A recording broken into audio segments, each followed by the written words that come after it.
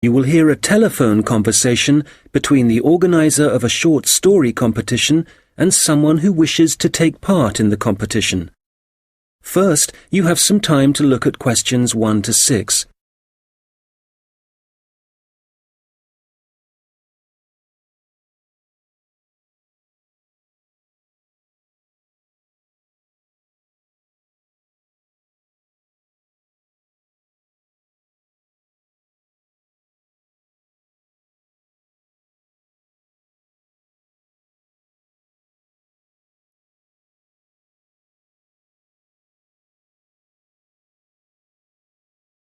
Good morning, Dave speaking.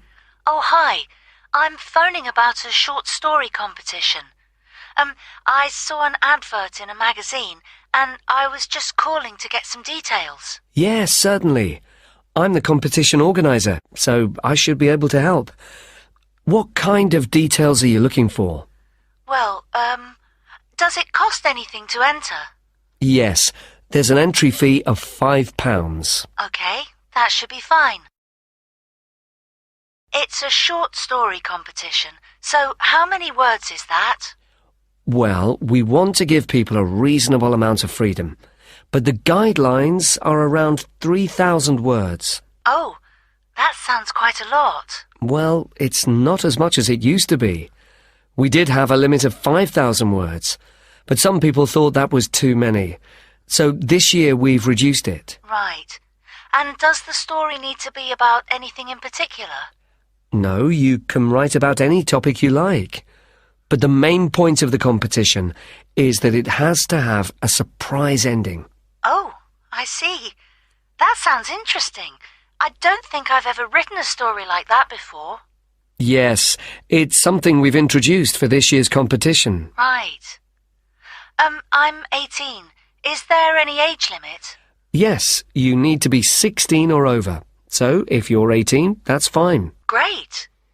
So you have the competition once a year, is that right? Yes. We start advertising in January, and the competition takes up a lot of the year. We give people a few months to write their story, and then it takes quite a long time to judge all the entries and to announce the winners. I see. So when is the closing date for the competition? It's already April. I hope I'm not too late. No, you've still got plenty of time.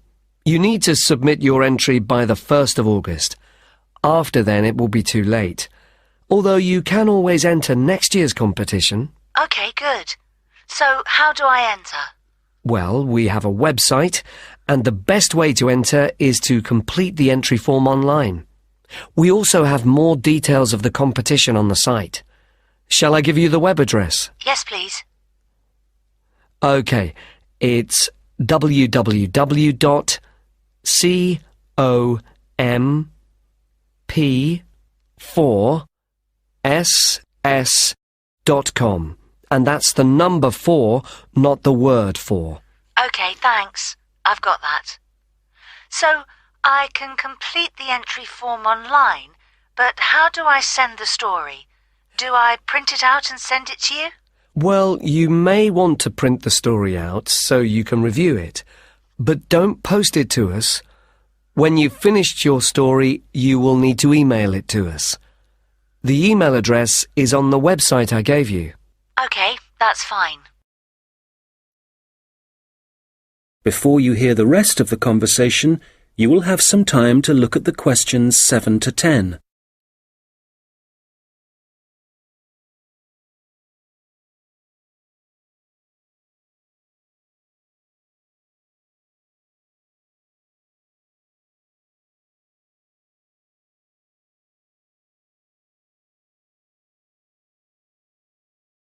Now listen and answer questions 7 to 10. Can you tell me a bit about how the competition is judged and what the prizes are? Yes, of course. Well, once we have all the entries, I send them to all the judges. Our competition is quite popular, so we are lucky to be able to use famous authors who are very interested in the competition. That's fantastic! It's great to know that someone famous will be reading my story. Yes, that's right. It takes them quite a while to read through the entries, but eventually they decide on the top 5 stories. I see. And what happens then? Well, they will be published online so everyone can read them. They will not be in any order at this point. They will just be the 5 stories that the judges think are the best. And do all the top 5 stories get prizes? No, it's just the top story and the runner-up. So how is the top story decided? Well, once the top 5 stories are available, it will be the public who will vote for their favourite story. Right, I see. So I need to get all my friends to vote for me then? Yes, that's a good idea. And what is the prize? Well, the runner-up gets a prize of £300. But the winner gets a trip to Spain to attend a workshop for writers. Wow, that's brilliant! I'd better get writing straight away. Yes. Good luck. Thanks. That is the end of section 1. You now have half a minute to check your answers.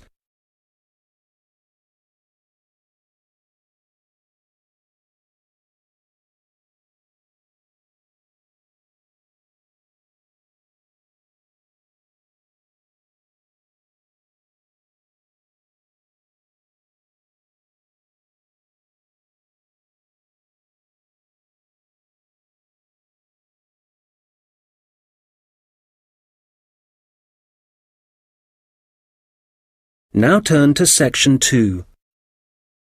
Guide talking about a sea life centre.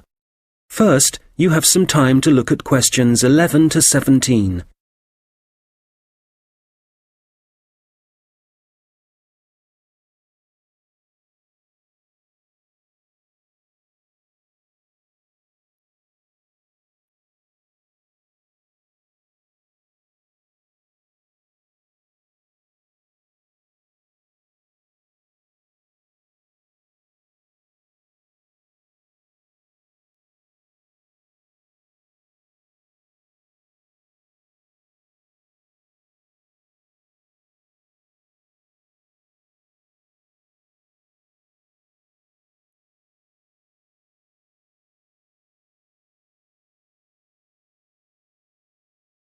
Okay, so hi everybody and welcome to the Sea Life Centre. Before you start on your tour, I'd just like to give you some information about things to look out for as you go. Well, first of all, I guess some of you may have been here before and may be surprised to see the name has changed.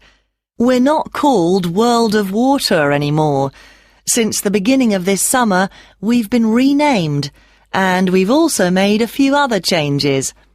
However, the main attractions like the aquarium, the crocodiles, the penguins and so on are still here. But we have a new restaurant and picnic area, and the latest thing that we have, and it was only finished last week, is the splash ride. This is an exciting new area of the centre and is pretty scary, and of course you do get a bit wet, so make sure you're not wearing your best clothes. As I said, the main attractions are still here, and the most popular thing that everyone wants to see is feeding time, especially for the crocodiles and the seals. We used to have the main feeding time in the afternoon at around 3 p.m. But we found that some of the animals got a bit hungry waiting until then, and so we now have it at noon. They seem much happier with the new time, although it's a bit difficult to know what they're thinking. Now, I'd like to mention something new that we've introduced this year that we're very excited about. It's called a VIP ticket. The VIP ticket costs an extra £2 per person, and you will be amazed at what it allows you to do. With this, you'll be allowed to feed the sharks. Now, I know that for some people, This might be quite a frightening thing to do, but it is perfectly safe. For those of you who are a bit unsure, we do have a video you can watch to see what happens. It's a great experience, and your friends will be very impressed. Speaking of friends, I'd just like to remind you that the Sea Life Centre will be more than happy to organise a birthday party for you and your family and friends. If you need more details, you can speak to me afterwards, and there are also forms at the entrance that you can fill in. I'd also like to bring your attention to the good work that the Sea Life Centre is doing in support of animal conservation. I'm sure you're all aware of the worrying situation with a large number of species facing extinction. Here at the Sea Life Centre, we're taking action by asking as many people as possible to sign a petition. Once we have over 5,000 signatures, we are planning to send it to the government in the hope that more people will begin to take it seriously.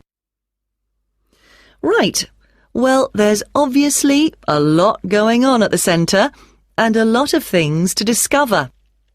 At all the attractions, there is helpful information, so please read as much as you can, and if you want to see what you've remembered, please do the quiz after your visit.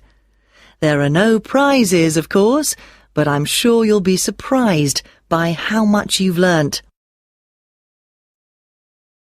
Before you hear the rest of the conversation, you will have some time to look at the questions 18 to 20.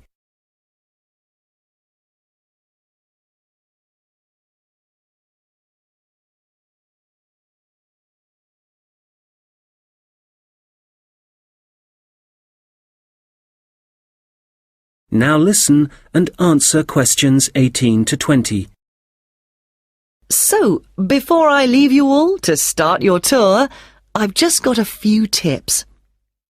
There are a large number of attractions, and you may not have time to see them all. Of course, there are the old favourites like the aquarium and the crocodile cave, but if you don't have time to see everything, make sure you visit Turtle Town, which is beyond the aquarium and the seal centre. This is very special and has a large number of endangered species, and as it's at the far corner of the Sea Life Centre, it often gets overlooked. I also have to apologise for the Penguin Park. This has needed some urgent work to be done, and so will not be open for the next week. We're very sorry about this, but I'm sure you'll find the Seal Centre, which is directly opposite it, will keep you entertained just as much, if not more. We're also very busy today, as you may have noticed on your way in.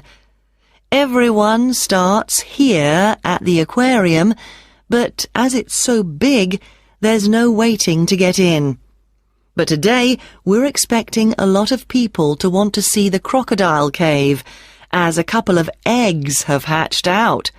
So expect delays there and, if you like, move on to the Seal Centre first and then go back when things are quieter towards the end of the day. So, I'll leave you now, but if you have any questions, I won't be far away, and have a great time at the Sea Life Centre.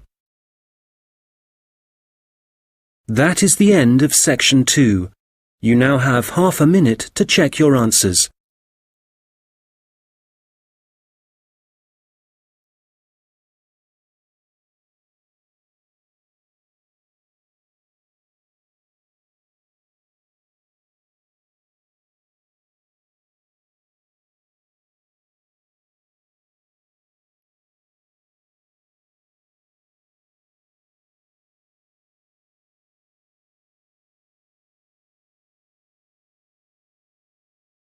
Now turn to section 3. We'll hear two students talking about their university studies. First, you have some time to look at questions 21 to 26.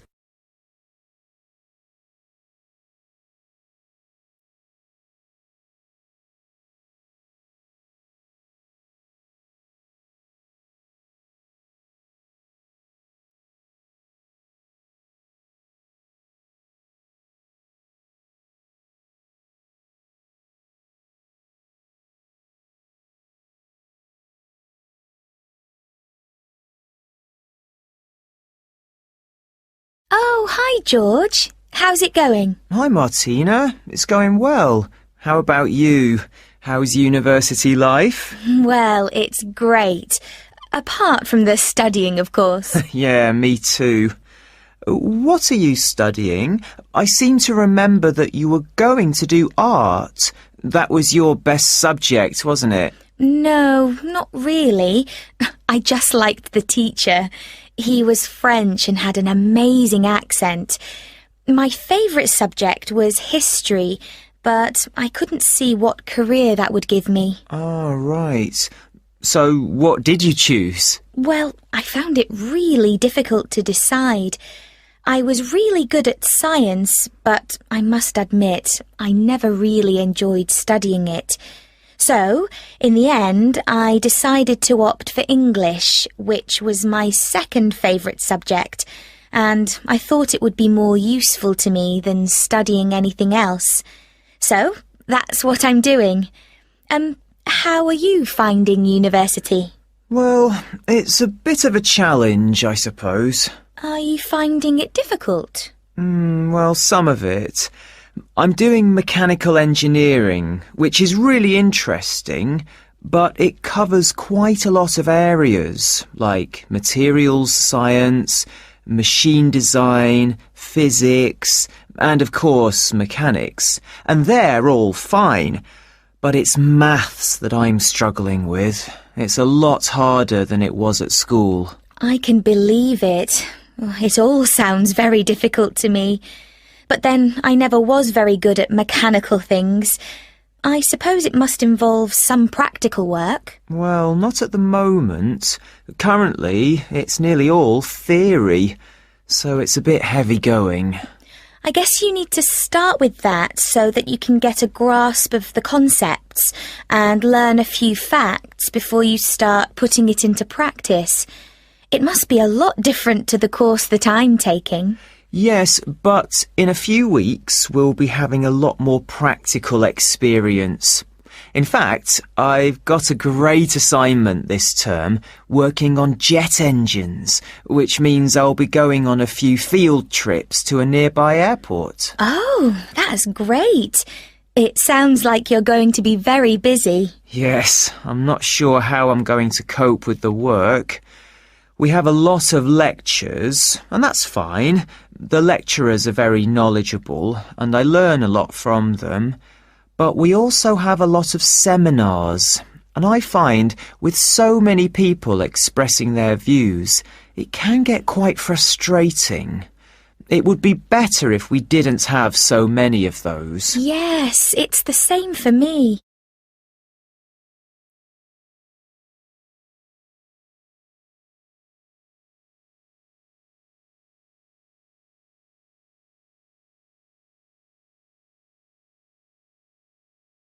Now listen and answer questions 27 to 30.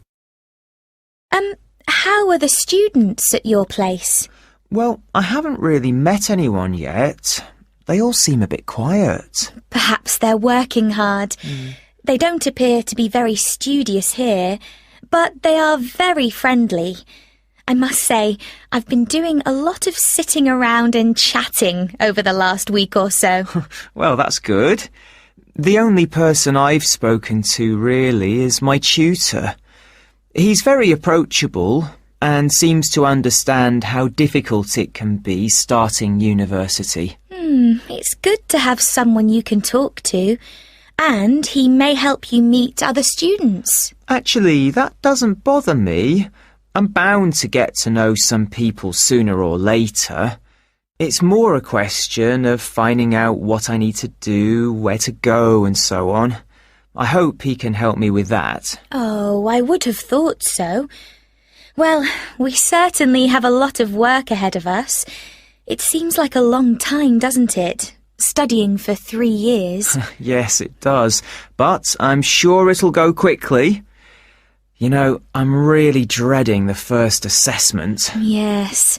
For the course I'm doing, we have to hand our first one in at the end of next month. Really? So, have you got the topic yet? No, but we'll get it soon. I'm not sure how much we have to write yet. Not too much, I hope. I know what you mean. And it's hard to study, especially where I am now. Oh, where are you living? I'm living in a hall of residence. I thought that would be a good idea, as there'd be a lot of people around. But I'm finding it a bit noisy. I can see that I'm going to have problems when I really need to get down to some work. So, I guess you need to be somewhere on your own then? Yes. Well, I do like to have some people around me, so I'd prefer to live with a family somewhere, in a house not too far from the university. Well, good luck with that. Yes, thanks. And good luck to you as well. Oh, I have to dash now. I've another lecture in 10 minutes. Bye for now. Bye. That is the end of section 3. You now have half a minute to check your answers.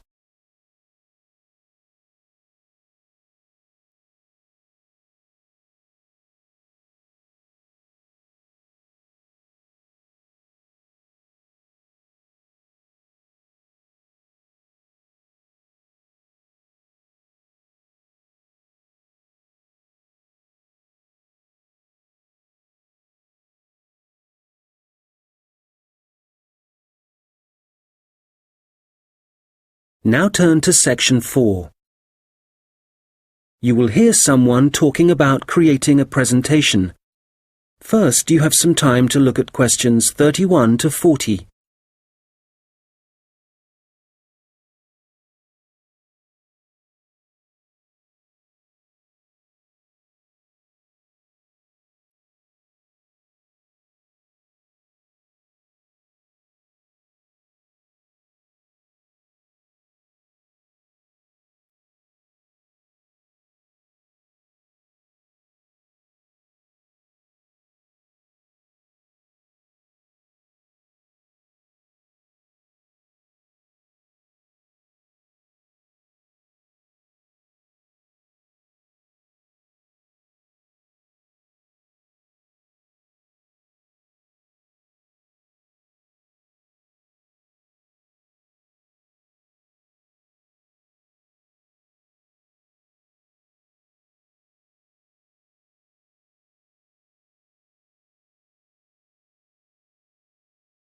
Now listen carefully and answer questions 31 to 40. Hello, everyone. You've all been given an assignment for your sociology course, which will involve giving a presentation to the rest of the group. And so today, I'm going to be giving you a few tips on how to prepare your presentations. This should help you with your current assignment, but a lot of the principles I'll be putting across will be general principles which will, of course, help you with all your future presentations. So, first of all, the most important thing to consider is your audience, and in this instance, your audience are the other students in your group. There are 3 points to bear in mind. Firstly, you need to ask yourself what they need to know. Secondly, it's useful to consider whether they'll be supportive or not. And thirdly, will it be a small group, say 3 or 4, a moderate gathering of 20 or so people, as for your current assignment, or will there be hundreds of people?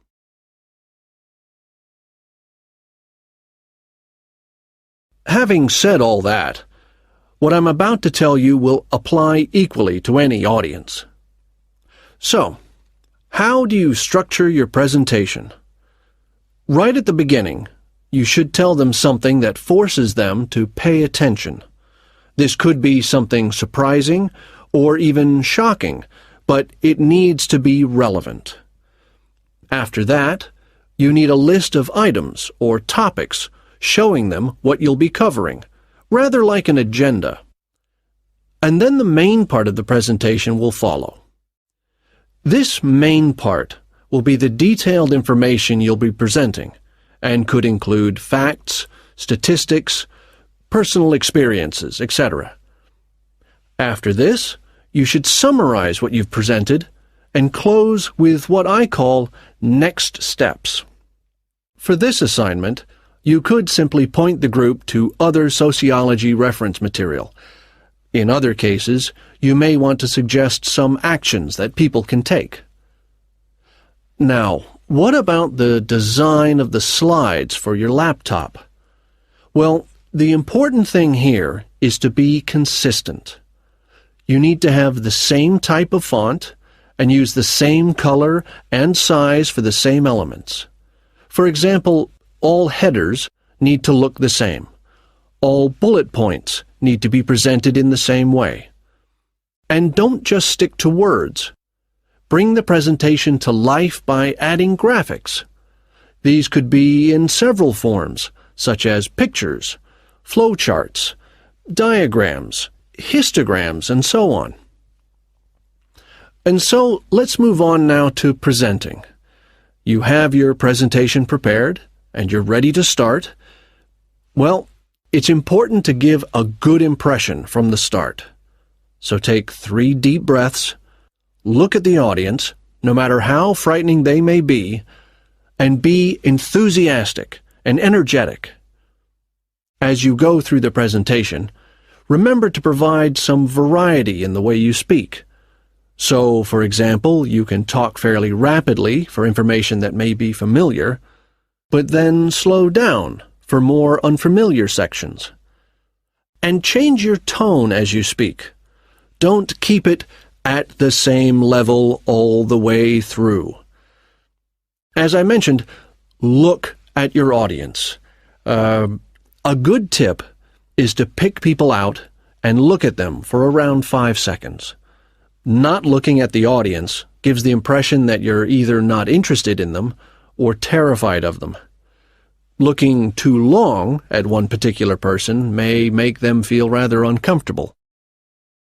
There may be points in your presentation that you want your audience to really absorb, and in order to make important points stand out, you may consider adding silence right after these.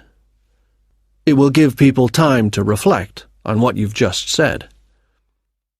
Also, you may be presenting complicated ideas or technical details, but try to keep everything as simple as possible. Use simple words and as few as possible. And be clear. If you say something like, "This appears to be," it implies uncertainty. So using weak verbs such as appears, seems, could be, etc., needs to be avoided. I'll just finish off with a few thoughts on questions and interruptions from the audience. You may choose to invite questions from the audience as you go, or ask them to wait until the end. Either way, questions should be encouraged, as it provides you with some feedback on how interested the audience is and how well they're understanding you. When a question is asked, you need to provide an answer that is as accurate as possible. So, initially, my tip is to repeat it. This will ensure you have heard it correctly and will give you a few seconds to gather your thoughts.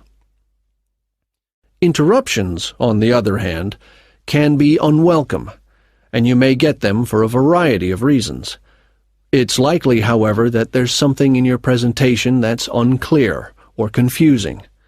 So my advice is to reduce problems by reading through your presentation beforehand and predicting potential points which could cause interruptions. You may then want to change that part of your presentation, or at least you'll be prepared if someone does interrupt you. Now, do you have any questions?